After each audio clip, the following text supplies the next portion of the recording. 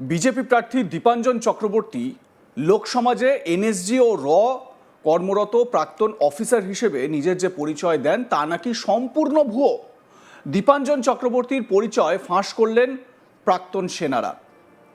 তো তারা কি বলছেন শোনাবো আপনাদের। প্রথমেই তপন মহাপাত্র নামে এক প্রাক্তন সেনাকর্মী কি বলছেন শুনুন তার বক্তব্য।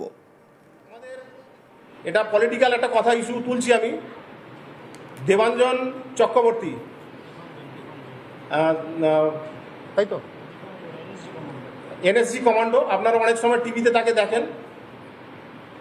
আমার বলার বক্তব্য, উনি বিভিন্ন জায়গায় বিভিন্ন ধরনের প্রেস মিট করেছেন এবং টিভির পর্দায় যেটা আমরা শুনতে পাই যে 18 বছর উনি যে সার্ভিস লাইফের ভিতরে উনি এনএসজি করে এনএসজি এবং আমাদের যে তাতে নাকি উনি সার্ভিস করেছেন এবং তারপরে 18 বছরের পরে উনি 35 ইয়ার্স উনি এনএসজি হয়ে কাজ করেছেন। তারপর তিনি অবসর নেন। ভারতবর্ষের ইতিহাসে এই জিনিসটা কখনোই হতে পারে না। উনি টোটালি যা বলছেন টোটালি রং বলছেন। কারণ এনএসজিতে যারা যায় তারা হচ্ছে 2 বছর থেকে 5 বছর, তার উপরে কোনোদিন এনএসজিতে সে থাকতে পারে না। আর এমন একটা জিনিস, কোনো ডিফেন্সের জওয়ান বা অফিসার্স যারা তে সার্ভিস করে তারা নিজের ওয়াইফকে পর্যন্ত বলতে পারে না যে আমি তে আছি। তাহলে উনি সোশ্যাল মিডিয়া এবং বিভিন্ন টিভি চ্যানেলে যেভাবে আমি তে চাকরি করতাম এটা বলছেন, উনি টোটালি দেশের একটা মানে সিক্রেট মিশনকে উনি বরবাদ করে রেখেছেন। আমার নামটা ধরুন তপন মহাপাত্র, আমি লিখবো আমার আগে লিখবো নায়ব সুবেদার তপন মহাপাত্র ইয়া সুবেদার তপন মহাপাত্র, পরে লিখবো ব্র্যাকেটে রিটায়ার্ড। কিন্তু আমি কখনোই লিখতে পারি না উনি যে র্যাঙ্কটা লেখেন, কারণ ওনার র্যাঙ্ক লেখা উচিত ছিল কর্নেল, উনি মেজর, ইয়া উনি একজন সিপাহি না একজন নায়ব সুবেদার না একজন সুবেদার, সেটা আজও পর্যন্ত আমরা জানি না। কারণ ওনার র্যাঙ্ক, এক মানুষের মৃত্যু হয় এবং এই জওয়ানদের যখন মৃত্যু হয় তার র্যাঙ্কটা কিন্তু মৃত্যু হয় না। তাহলে উনি র্যাঙ্ক কেন লেখেন না? উনি টোটালি মানুষকে একটা অন্ধকারে রেখে চালিয়ে যাচ্ছেন, আগামী দিনও চালাচ্ছেন। আমি এর তীব্র বিরোধিতা করি। উত্তরপাড়ার বিজেপি প্রার্থী দীপাঞ্জন চক্রবর্তী তিনি নিজেকে প্রকাশ্যে মানে মানুষের সামনে হোক বা টিভিতে হোক আগাগোড়াই নিজেকে এনএসজি কর্মরত বা আরএনএডব্লিউ কর্মরত প্রাক্তন অফিসার হিসেবে পরিচয় দিতেন বা দিয়ে যানও এখনও। ভোটের প্রার্থী হওয়ার পর থেকে উত্তরপাড়ায় জোর কদমে প্রচার করছেন দীপাঞ্জন চক্রবর্তী। প্রচারের সময় দেখা যায় কালো রঙের একটি ট্র্যাক স্যুট পরেছেন তিনি, আর তাতে লেখা এনএসজি, জানিয়ে কম সমালোচনা হয়নি। এবার তার পরিচয়ের পর্দাফাঁস হয়ে গিয়েছে। কলকাতা প্রেস ক্লাবে এ বিষয়ে প্রাক্তন সেনাকর্মীদের পক্ষ থেকে এক সাংবাদিক বৈঠক ডাকা হয়েছিল। সেই ছবি আপনাদের দেখালাম বা সেই বক্তব্য আপনাদের শোনালাম।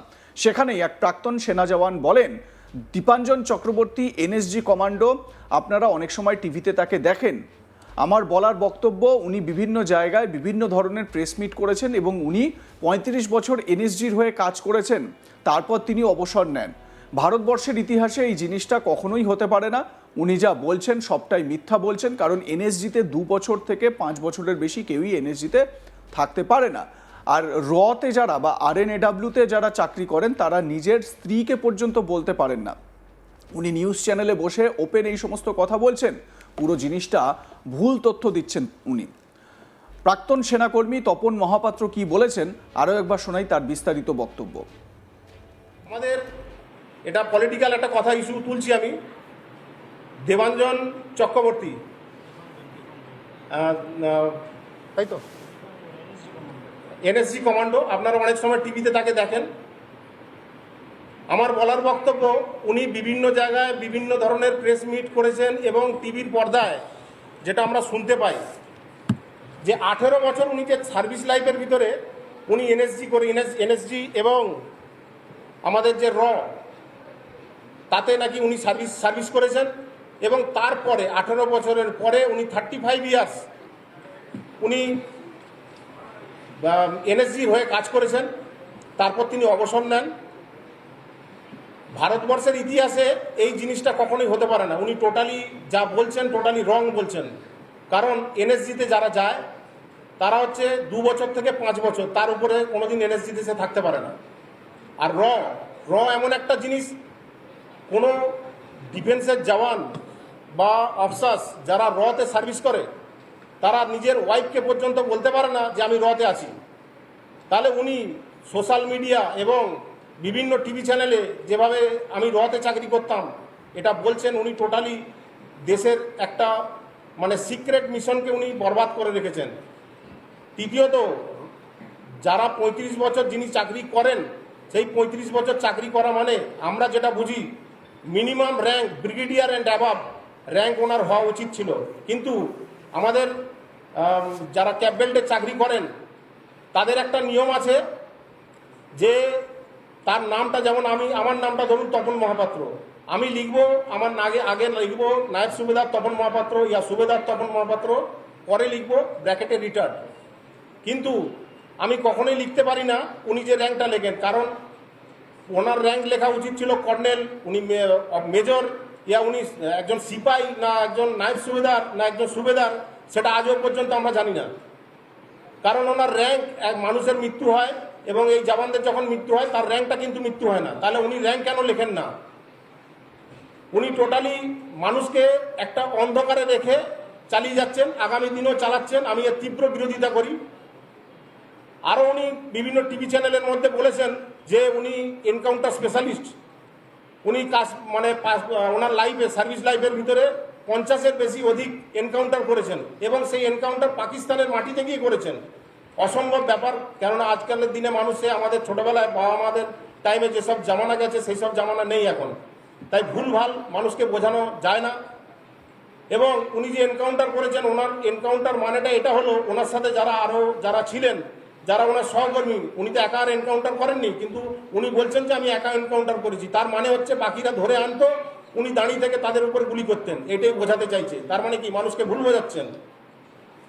এবং উনি এমন একটা বাইট দিয়েছেন যেটা উনি বলতে চেয়েছেন যে সমস্ত উগ্রবাদী বা টেররিস্ট যাদেরকে আমি মানে মারতাম এবং সেই সময় আমি আমার পায়ের জুতোটা খুলে তাদেরকে আমি প্রণাম করতাম যে আমি আমার দেশের জন্য কাজ করেছি, পারলে আমাকে ক্ষমা করো, এটা আমার অ্যাজ এ ডিউটি। এটা কখনোই হতে পারে না। এটা উনি বললেন কি করে? মানে এটার একটা তীব্র অ্যাকশন নেওয়া উচিত বলে মনে করি। সেটা গভর্নমেন্ট সরকার বুঝুক, সে ব্যাপারে আমি আমার তরফ থেকে বললাম।